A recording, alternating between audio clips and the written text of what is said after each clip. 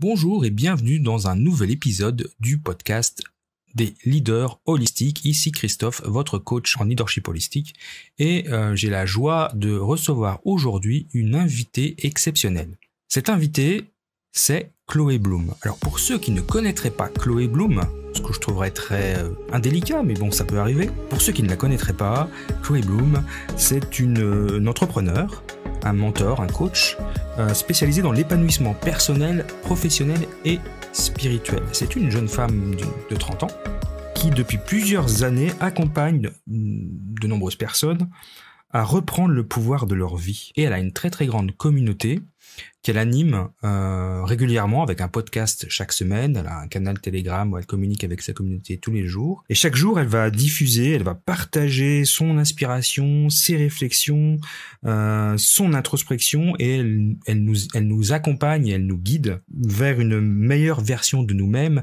ce qui évidemment correspond tout à fait à ce que j'aime, ce que j'ai envie de transmettre. Voilà, donc je ne vais pas vous faire attendre plus longtemps. On va aller à la découverte de la délicieuse Chloé Bloom et on se retrouve juste après.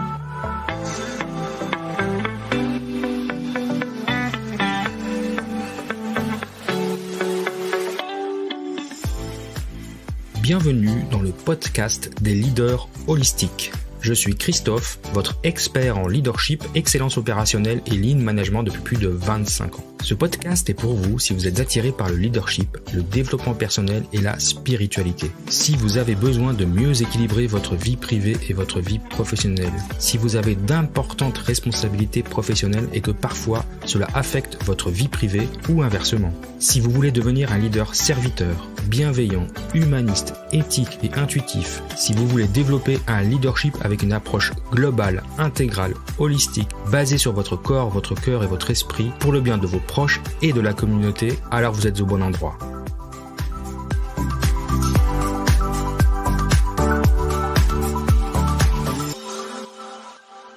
Bonjour Chloé, bienvenue chez moi, bienvenue sur mon podcast. Je suis très très honoré de te recevoir et alors ça va être un peu comment dire, je pense que tu vas aimer parce que j'ai rien préparé en fait.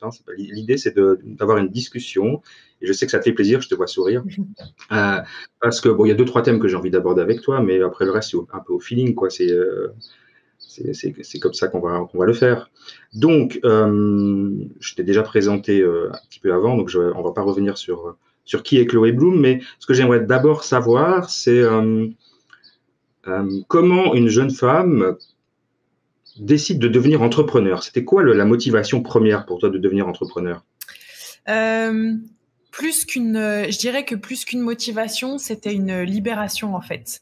En fait, à la base, moi, j'étais salariée dans un groupe. Je savais même pas ce que ça voulait dire qu'être entrepreneur. Donc, j'étais salariée, j'avais un super poste à responsabilité, j'étais cadre sup, c'était génial, j'étais jeune, j'avais un bon salaire et je pensais que ma vie, pour la réussir, il fallait que j'ai un poste à responsabilité, un CDI, tu vois, je pensais que c'était ça la réussite et le bonheur et que c'est comme ça que j'allais gagner aussi la fierté de mes parents, de mon entourage et tout. Et en fait, ce qui s'est passé, c'est que j'ai fini par faire un burn-out. J'ai fait un burn-out, j'ai été en arrêt maladie pendant 2 mois. Et en fait, je me disais, bon, je vais me reposer, puis ça ira mieux. Et puis, en fait, je voyais bien que ça allait pas mieux, que plus mon arrêt maladie durait, plus les choses changeaient pas. Et en fait, pour moi, ça a été une libération de devenir entrepreneur. C'était surtout pour me libérer, pour sortir de cette cage dans laquelle je me sentais vraiment enfermée, où je me suis dit, en fait, là, stop. Il faut encore mieux que tu ailles travailler chez McDo, faire du babysitting, donner des cours de français, promener des chiens, peu importe, que de continuer à mettre ta santé en danger comme ça pour avoir une énième validation, reconnaissance. Là, stop en fait. Et du coup, j'ai donné ma démission en plein arrêt maladie. Et je me suis dit petit à petit, je vais voir si je peux faire des petites choses que j'aime. Et en fait, je me suis lancée. J'ai pas du tout réalisé tout de suite que j'étais entrepreneur. Hein. J'ai dû réaliser après 1 an d'entrepreneuriat que j'étais devenue entrepreneur, tu vois. Mais à la base, j'étais pas motivée pour ça. J'étais surtout motivée pour survivre et pour me sentir mieux et moins déprimée, tu vois. C'était plutôt ça. Ouais. Ouais, donc pour te libérer du carcan du salariat, je connais bien la situation, je suis en plein dedans. On n'a pas le même âge, mais c'est pas grave. Ça arrive à tout âge, comme quoi. Exactement. Mais donc tu as eu ce burn-out, a été cette espèce d'élément déclencheur qui a dit, stop, il faut que je change quelque chose dans ma vie parce que ça va pas. Ouais. Ouais, je comprends. Et comment t'es arrivé après parce que tu es entrepreneur, tu es coach, mentor en épanouissement personnel, comme tu le dis.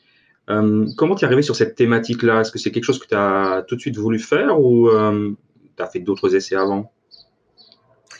Alors pas du tout en fait. Moi quand j'ai commencé à la base, j'étais vraiment dans l'univers du sport, du fitness, de la naturopathie, de la nutrition, etc.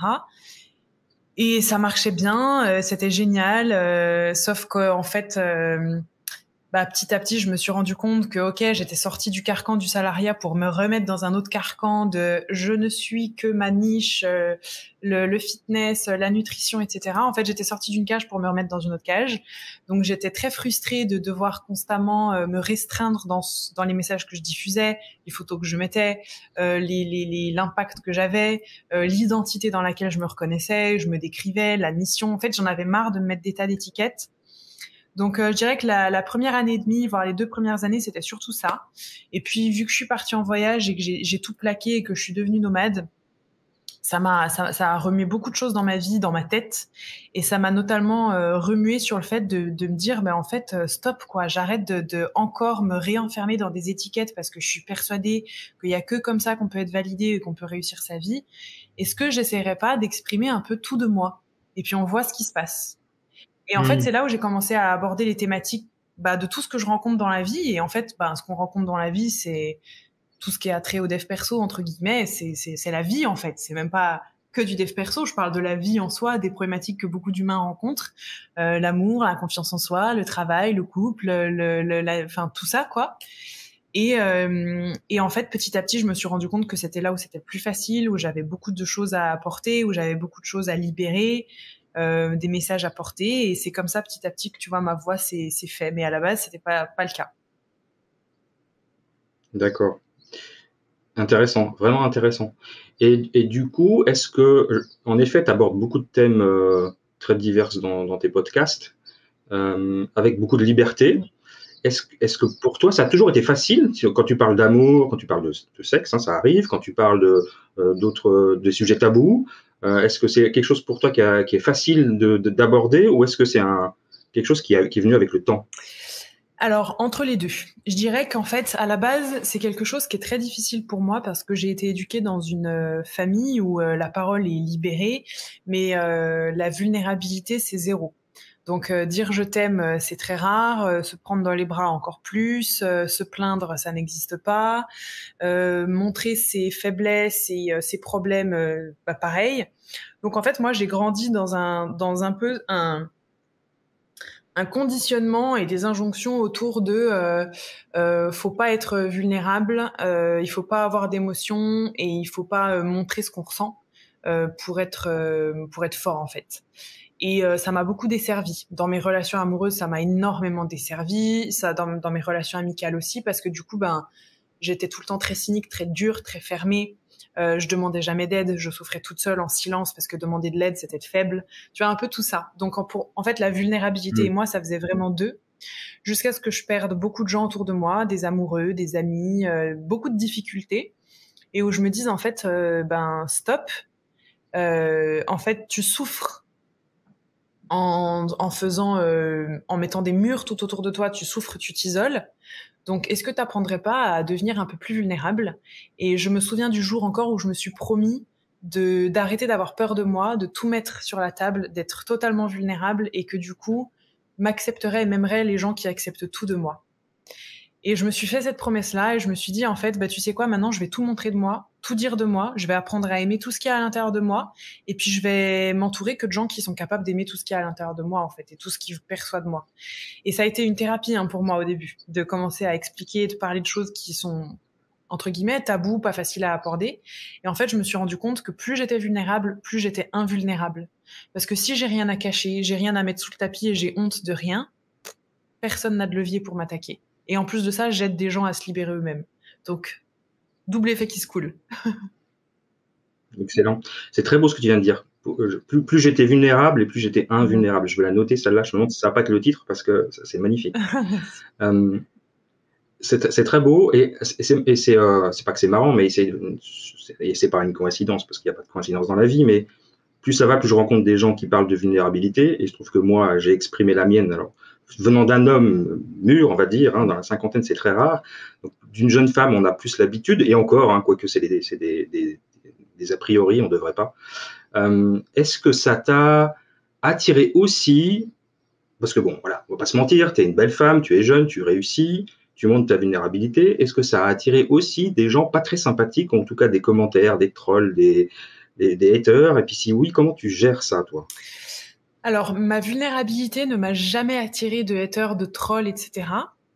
Par contre, le fait que je montre tout de moi, donc je montre, je suis loin d'être une nana parfaite, j'ai beaucoup de défauts et il y a plein de trucs qui sont pas chouettes en moi, il y a des trucs chouettes et il y a des trucs pas chouettes, et je le dis, je l'affirme, ça me ramène pas tellement de haters. Par contre, ça crée un phénomène assez bizarre qui fait que les gens ne savent jamais s'ils m'aiment ou s'ils m'aiment pas du tout. Et à chaque fois que je prends la parole, c'est ça, et même sur les réseaux sociaux, il y a plein de gens, un coup ils me suivent, un coup ils me désuivent, un coup ils m'adorent, un coup ils me détestent. Il y a des gens qui m'adoraient, qui me détestent, et puis vice versa, tu vois. Et j'ai l'impression qu'il y a beaucoup de gens qui sont toujours un peu partagés entre ce qu'ils pensent de moi. Un coup ils me détestent, je les agace très profondément, et après ils m'adorent et je les inspire, et vice versa. Et ce phénomène est très courant. Et donc ça a été très déstabilisant pour moi, en fait, parce que je me disais, mais merde, comment ça se fait? Alors moi, forcément, j'ai besoin d'être aimée par tout le monde, j'ai besoin d'être validée par tout le monde, c'est pour ça que j'ai commencé ce métier, j'avais besoin d'être aimée. Et c'est génial, parce qu'en fait, ça m'a fait bosser sur ça, sur cette envie d'être aimée par tout le monde. Et puis je me suis rendu compte qu'en fait, c'était pas possible. Cette fameuse phrase de vouloir plaire à tout le monde, c'est vouloir plaire à n'importe qui. Moi, elle m'a jamais parlé. Et en fait, le fait de faire ce métier-là, ça m'a fait travailler dessus, clairement. En fait, plus je montre qui je suis, plus les gens m'aiment, mais aussi plus ils me détestent. Mais du coup, c'était génial. C'est un super enseignement. Et en fait, comment ça me fait travailler dessus? C'est qu'en fait, je réalise qu'en fait, je suis juste un miroir, et que ce que les gens détestent chez moi, c'est aussi ma capacité à exprimer ce qui est pas beau chez moi, à prendre aussi toute ma place, à prendre de la place sans jamais me dire est-ce que j'en fais trop, à m'autoriser la réussite, à m'autoriser la joie, le bonheur, et puis aussi à m'autoriser de pas être parfaite, à aussi m'autoriser d'être narcissique, d'être immature parfois, d'être colérique, à m'autoriser en fait d'être complètement contradictoire et pleine de paradoxes.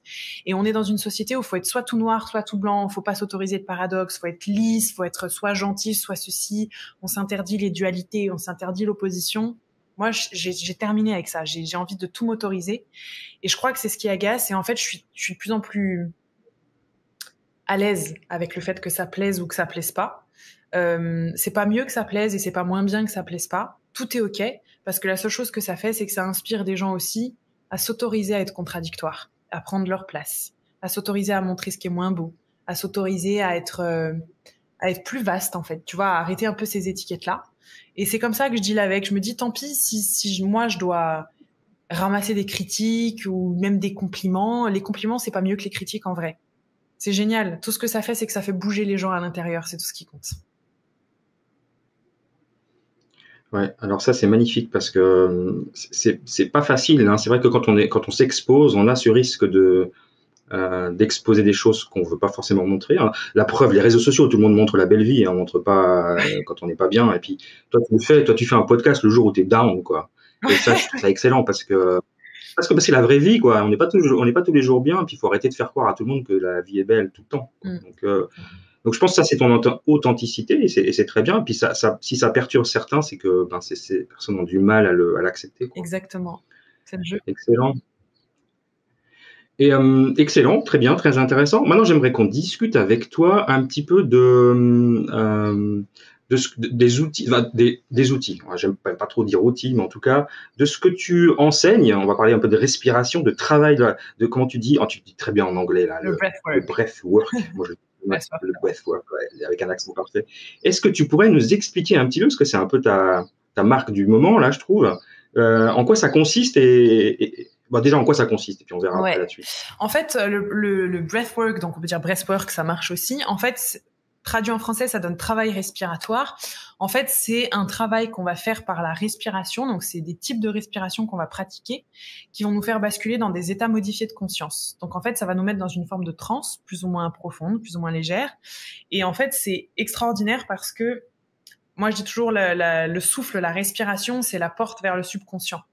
Donc en fait, cet état de conscience modifié va faire qu'on va mettre en pause un peu le mental qui est tout le temps en train de tout mentaliser, tout analyser, les pensées parasites, les tas de trucs. On va mettre ça en pause en fait grâce à cette respiration, grâce à cet état de conscience modifié, et ça va nous permettre de libérer des choses soit qu'on a refoulées, soit qui sont bloquées depuis longtemps. Donc des émotions, des mémoires, des informations, enfin plein de choses. Donc c'est vraiment un travail de libération, de reconnexion aussi au soi profond. Et qui, franchement, c'est un travail qui est absolument grandiose et uniquement par le pouvoir du souffle, quoi. Donc c'est très très beau, et moi c'est quelque chose qui m'a énormément apporté depuis que je le pratique. Ça va faire 6 ans maintenant. Donc tu es en train de me dire que sans produits chimiques ou sans champignons, on peut rentrer en transe et libérer des choses. Et on peut aller Personne va nous croire, là. bien plus profond que les champignons. Oula, bien plus profond que les champignons pour le coup. Là, Moi, je travaille avec pas mal tu me de fais choses envie.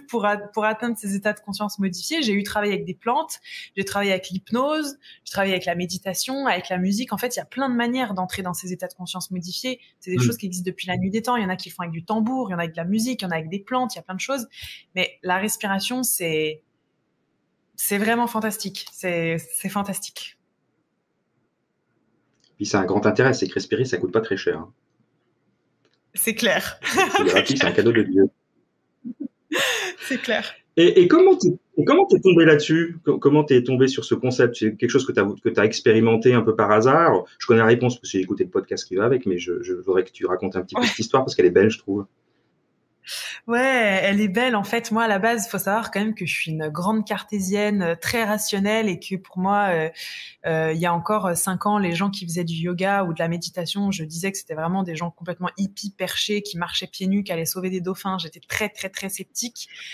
Et tu vois, et aujourd'hui, je suis en train de parler de pouvoir créateur et de respiration. Donc, à la base, je suis super cartésienne, et en fait, j'habitais en Australie il y a quelques années, et j'ai commencé à découvrir l'univers du dev perso, et je me suis formée à la PNL, donc la programmation neurolinguistique. Et à la fin de mon diplôme de PNL, c'est ma prof de PNL qui me dit: écoute Chloé, j'ai envie de te faire tester un truc. C'est un peu, comme ils disent en anglais, wouhou, c'est un peu perché, mais voilà, l'explication très cartésienne, c'est juste qu'avec ton souffle, tu vas te connecter un peu en hypnose, et tu vas aller libérer des trucs. Donc elle me l'a amené de manière très cartésienne, et elle m'a fait faire cette respiration. Et là, c'est passé un truc de fou. Moi qui croyais pas aux énergies, je commençais à les ressentir, je commençais à sentir des trucs à l'intérieur de moi, je pleurais, j'ai ressenti un état de grâce comme j'ai rarement ressenti. Et ça m'a en fait, ça m'a tellement choquée, mais choquée positivement, que je me suis dit, ce truc, il faut que je le revive et il faut que je le fasse vivre. Donc ensuite, je me suis formée, enfin, j'ai vraiment cheminé avec ça, et c'est extraordinaire. Extraordinaire.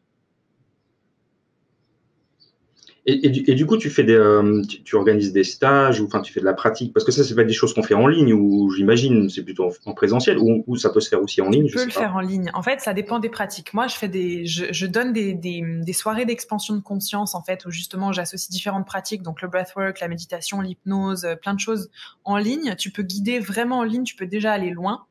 Il y a pas très longtemps, j'ai sorti un programme aussi qui permet de toucher à ces états de conscience modifiés seul grâce à des pratiques guidées par ma voix. Mais en fait, pour moi, il y a différents niveaux. Tu vois, le plus doux, ça va être via le programme où tu peux commencer à expérimenter seul. Ensuite, si tu veux aller encore plus loin, il faut que tu sois guidé, par exemple, en ligne. Et si tu veux aller encore plus loin, il y a des pratiques que moi, je donne en présentiel en fonction des endroits où je me déplace dans le monde, où là, on va beaucoup plus loin, et c'est carrément de l'ordre thérapeutique, et c'est des choses qu'on peut absolument pas faire en ligne. Il faut être en présentiel avec moi et d'autres facilitateurs, tu vois. Ça dépend du niveau que tu vas aller chercher. Et donc ça, j'imagine qu'on trouve ça sur ton site, sur mes réseaux, chloébloom.com, sur mes réseaux, sur tes réseaux, ouais. voilà. Elle est partout, sur Insta et sur YouTube, entre autres. Exactement. Et sur le canal Telegram, qui est excellent. Yes, tu y es aussi, toi? Ouais, je recommande, c'est trop sympa de t'entendre presque tous les jours, de donner un petit message. Ah, génial. En fait, je trouve extraordinaire que tu arrives à me parler à moi. C'est pas vraiment ton persona type, hein, mais en fait, quand on t'écoute, les concepts sont simples. En fait, ça n'a pas l'air, même si ça pourrait paraître perché, comme tu le dis. Parce que moi, je suis aussi très très cartésien, et donc, mais arriver à nous toucher d'une manière, voilà, différente, à toucher à mon yin à moi, ouais. Franchement, ça marche très bien. Merci. Donc le breathwork. C'est beau, juste ce que tu dis. Je me permets de rebondir là-dessus. Vas-y, Pardon. Tu dis que t'es pas mon personnatype, mais si, parce qu'en réalité, moi, j'aimerais toucher plus d'hommes. J'aimerais vraiment toucher plus d'hommes. Je pense qu'il y a encore. Alors c'est normal que les hommes ne s'identifient pas beaucoup à moi. Je le conçois tout à fait. Mais j'aimerais aussi en toucher plus parce que c'est magnifique en fait de voir aussi un homme toucher à sa part de yin et l'exprimer. Moi, je trouve ça absolument très inspirant. Et puis tu t'as dit aussi que les choses étaient simples. En fait, pour moi, il y a une notion à laquelle je suis très attachée. Qui est qu'en fait la spiritualité, le dev perso, tout ça, c'est pas compliqué. Faut arrêter d'en faire un truc pour les élites. Faut arrêter d'en faire un truc élitiste avec des grands mots, des grands concepts, etc. En fait, il y a rien de compliqué. Il y a pas besoin d'être quelqu'un de super intelligent. Il y a pas besoin d'utiliser un vocabulaire ultra compliqué. Moi, je suis toujours un peu en train de me battre contre cette spiritualité qu'on réserve aux élitistes, aux gens qui savent, aux personnes qui lisent de la philosophie, etc. C'est pour tout le monde, c'est accessible à tout le monde et la vie, c'est déjà un enseignement de fou et on n'a pas besoin d'être quelqu'un qui a énormément de vocabulaire pour s'éveiller et pour avoir conscience de tas de choses et pour être heureux et heureusement en fait. Donc je pense que c'est important qu'on revienne à des choses simples, la spiritualité et le dev perso, c'est simple, c'est hyper simple. Alors je suis complètement d'accord, mais tellement d'accord. Et on veut faire ça tellement compliqué. Alors moi aussi, j'essaie de le faire à ma façon. Alors, on fait de manière différente, c'est très bien, mais on a le même objectif et c'est génial. Et c'est pour ça qu'on s'est croisés probablement. Et vraiment, je pense que en fait, je comprends entre la sincérité, la fragilité et le fait de juste se livrer, ça attire forcément les bonnes personnes vers toi et tu vas attirer d'autres hommes, j'en suis sûr, parce qu'il n'y a pas de raison que si tu me parles à moi, tu ne parles pas à d'autres hommes plus ou moins, enfin, qui soient dans ma classe d'âge ou autre, peu importe. Mais bravo. Et tu as des événements qui arrivent bientôt là, ou j'ai cru voir des trucs en septembre, non? Ouais, le présentiel me manquait, donc on organise un gros événement là, une immersion sur le mois de septembre à Lyon, le 10 septembre. Et puis septembre, il y a mon livre qui sort, donc je vais aussi avoir pas mal de conférences et de tournées un peu, de dédicaces, etc. Donc j'ai hâte parce que c'est vrai qu'il y a un truc qui est frustrant que tu dois aussi sûrement ressentir. Qui est que c'est génial en fait aujourd'hui les métiers en ligne qu'on peut aussi développer, mais il y a un côté frustrant aussi qui est qu'on peut jamais toucher, voir, sentir et échanger directement avec les gens qu'on impacte. Et moi c'est un truc qui me manque parce qu'en fait ça donne beaucoup de sens, tu vois. Enfin, moi j'ai pas envie d'être l'enseignante qui donne son savoir en ligne, ça m'intéresse pas. Moi je suis au même niveau, j'ai envie qu'on m'apprenne, j'ai envie d'apprendre, enfin voilà.